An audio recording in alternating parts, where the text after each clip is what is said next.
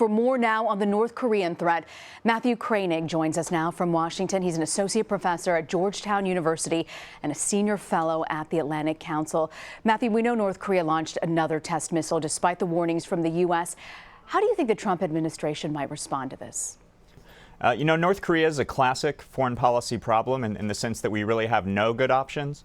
But I think our least bad option at this point is kind of a two-pronged approach. The first prong is diplomacy and trying to increase the economic pressure on North Korea to try to get some kind of negotiation to limit the nuclear and missile program. But the second prong is a military and defensive element of the strategy, which is as long as North Korea has these capabilities, we need to be able to defend ourselves and defend our allies. As you mentioned, this is something we've been dealing with North Korea for decades, but what do you think has changed to make this particular situation more intense right now? Well, I think what's changed is really U.S. strategy. The Obama administration for 8 years had a policy they called strategic patience. So during the Obama administration, North Korea would conduct these missile and nuclear tests, and the Obama administration policy was to ignore it because they didn't want to get into a situation where North Korea was essentially blackmailing us. The problem is that didn't work. North Korea now has enough nuclear material, we think, for 30 nuclear weapons, working on missiles that will soon be able to reach the continental United States. And so I think there is a bipartisan consensus and the Trump administration approach that we do need to confront and engage North Korea to address this problem. I know hindsight's 20/20, but looking back on the strategic patience approach the Obama administration took, do you think it was the right approach? Well, hindsight is 20/20, as you pointed out, but in hindsight, I think it was not the right approach. The logic was they didn't want to get into being extorted by North Korea. But over the past 8 years, the threat has really grown. At the beginning of the Obama administration, North Korea had enough nuclear material for about 6 nuclear warheads. Now our best estimates are that they have enough nuclear material for about 30 nuclear warheads. And their missile capabilities have continued to grow as well. They've worked on submarine-launched ballistic missiles, and they're working on an intercontinental ballistic missile.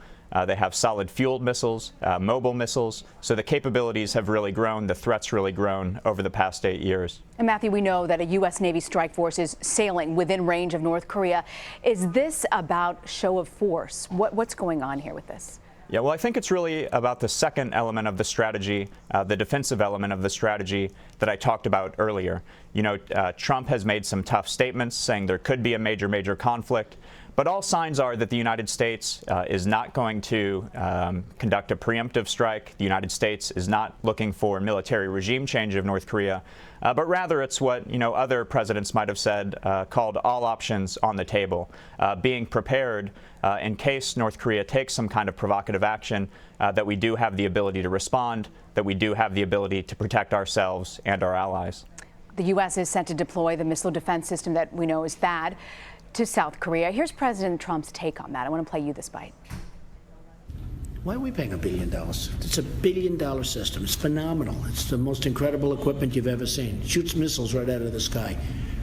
And it protects them, and I want to protect them. We're going to protect them. But they should pay for that. So he says South Korea should pay for the defense system. Is that the right approach?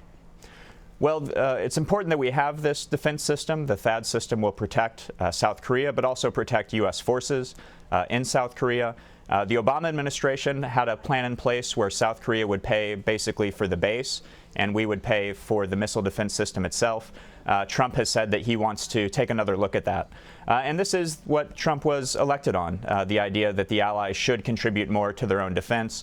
So I think the South Koreans will be open to discussing this, but I think what's most important is that it gets deployed and protects South Korea and our forces, and working out the bill is something that the Trump administration and the South Korean government can work on together. Matthew Kroenig, thank you for your insight. Thank you.